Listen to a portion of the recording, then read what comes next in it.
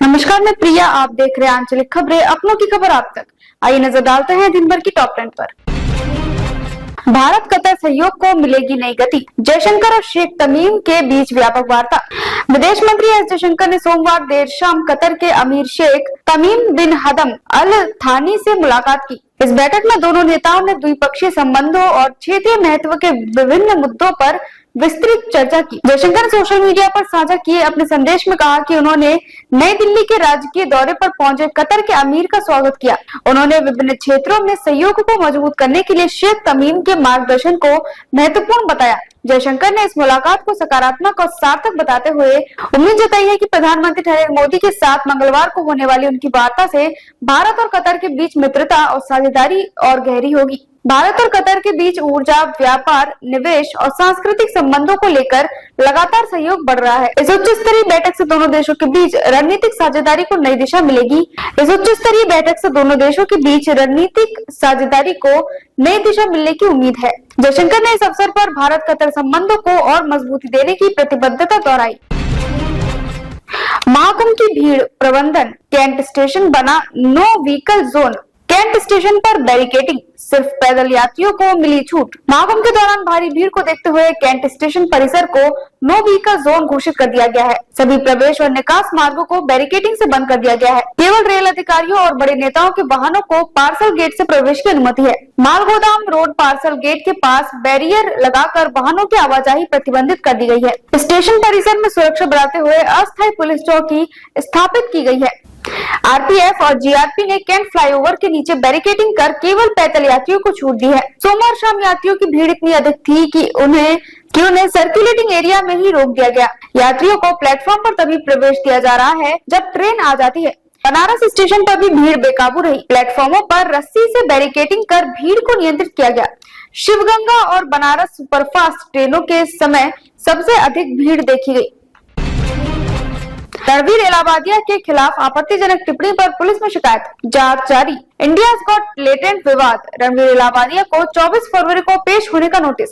Comedian समय रैना के YouTube show India's got latent में रणवीर इलाहाबादिया की आपत्तिजनक टिप्पणी को लेकर विवाद बढ़ गया है। उनकी तीखी आलोचना हो रही है और उनके खिलाफ कई जगह पुलिस शिकायत दर्ज की गई है। हालांकि तलब किए जाने के बावजूद रणवीर अब तक किसी भी जांच एजेंसी के संपर्क में नहीं आए हैं। मुंबई और गुवाहाटी पुलिस ने संयुक्त बयान में कहा कि रणवीर लगातार जांच से बच रहे हैं। महाराष्ट्र साइबर विभाग, गुवाहाटी पुलिस और जयपुर पुलिस द्वारा उनके खिलाफ एफआईआर दर्ज की गई है, लेकिन उन्होंने किसी को जवाब नहीं दिया है।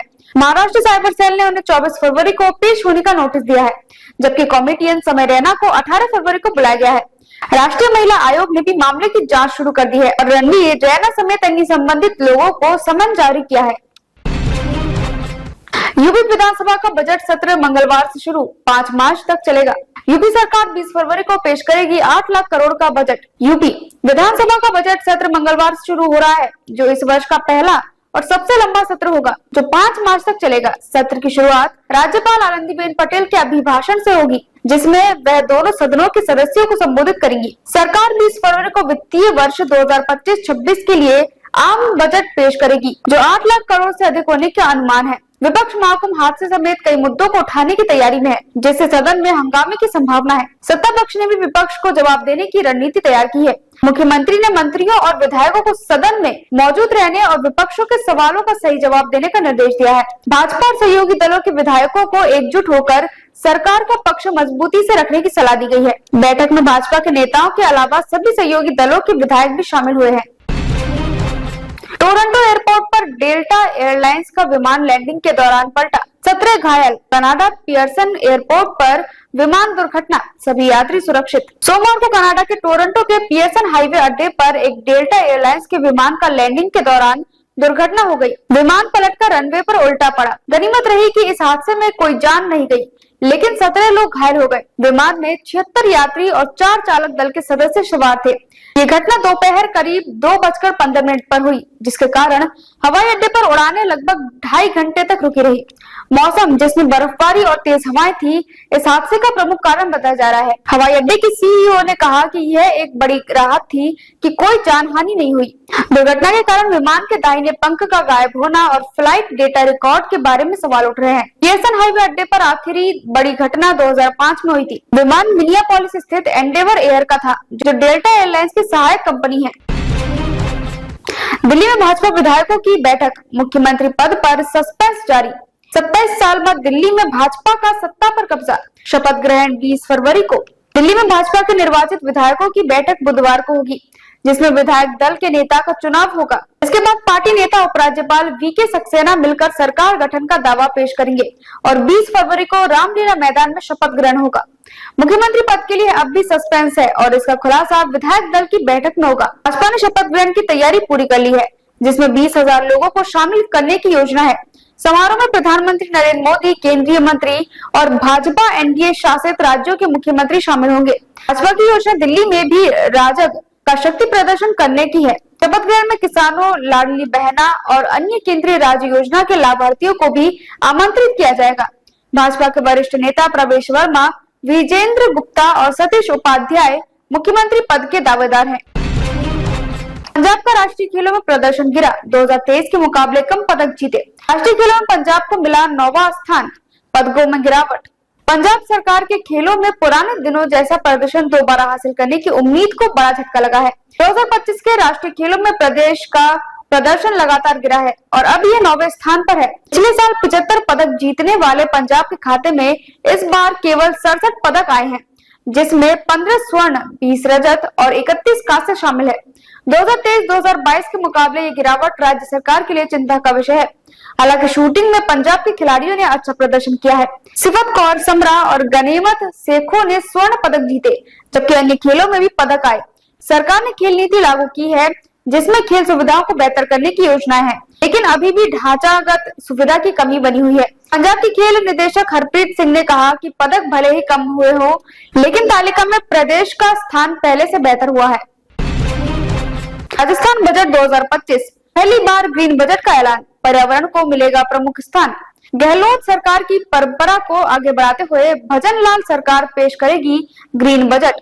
राजस्थान के आगामी बजट में पहली बार ग्रीन बजट का कॉन्सेप्ट पेश किया जाएगा। यह बजट पर्यावरण को सुरक्षित रखने के उद्देश्य से तैयार किया गया है। इसमें सभी विभागों को ग्रीन कॉन्सेप्ट अपनाने के निर्देश दिए गए हैं। सड़क निर्माण, भवन निर्माण और जल संरक्षण जैसे कामों में पर्यावरण को ध्यान में रखते हुए काम किया जाएगा। इस बार मुफ्त की रेवड़ी जैसे लोक लुभावन घोषणाओं से परहेज किया जाएगा और बजट का फोकस युवा, महिला और किसान सेक्टर पर रहेगा। युवाओं के लिए नई नौकरियां, महिलाओं के लिए आंगनबाड़ी मानदेय में वृद्धि और किसानों के लिए 16 सब्सिडी की घोषणा हो सकती है। वित्त विभाग की टीम पिछले 2 महीनों से बजट तैयार करने में जुटी है।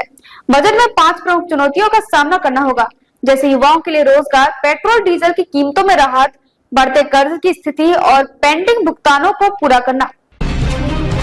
एलन मस्क के सरकारी विभाग को करदाता डेटा तक पहुंच मिलने की संभावना। सरकारी दक्षता विभाग द्वारा IRS डेटा तक पहुंचने की मांग, विशेषज्ञों ने उठाए सवाल। एलन मस्क द्वारा स्थापित सरकारी दक्षता विभाग ने अमेरिका के करदाता डेटा तक पहुंच प्राप्त करने के लिए आवेदन किया है।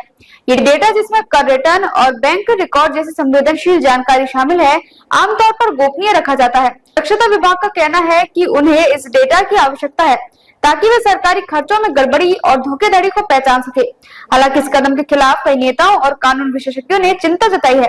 उनका कहना है कि इस डेटा को एक सार्वजनिक विभाग के द्वारा साझा करना नागरिकों की निजी जानकारी की सुरक्षा को खतरे में डाल सकता है। व्हाइट हाउस ने संकेत दिए हैं कि इस प्रस्ताव पर विचार किया जाएगा, लेकिन ये भी बताया है कि इस कदम से सरकारी भ्रष्टाचार और फिजूल खर्ची की समस्या का समाधान किया जा सकता है। इस पर एक संघीय न्यायाधीश द्वारा सुनवाई चल रही है और जल्द ही निर्णय लिया जाएगा। केंद्रीय वित्त मंत्री निर्मला सीतारमण ने कहा, सरकार और रिजर्व बैंक मूल्य वृद्धि को नियंत्रित करने में जुटे।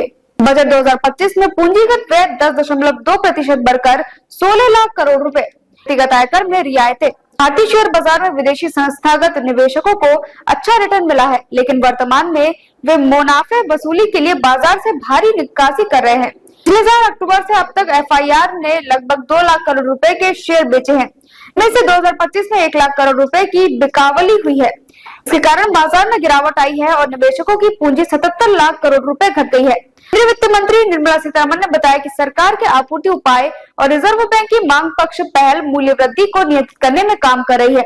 बजट 2025 सरकार ने पूंजीगत व्यय को 10.2% बढ़ाकर 16 लाख करोड़ रुपए आवंटित किए हैं। इसके अलावा सरकार ने कर में कटौती के जरिए भी रियायतें की है। सीतारमण ने कहा कि भारत को निवेश के लिए और भी अनुकूल बनाने के लिए कई सुधारात्मक कदम उठाए जा रहे हैं। अब तक के लिए बस इतना ही। देखते रहिए आंचलिक खबरें, अपनों की खबर आप तक।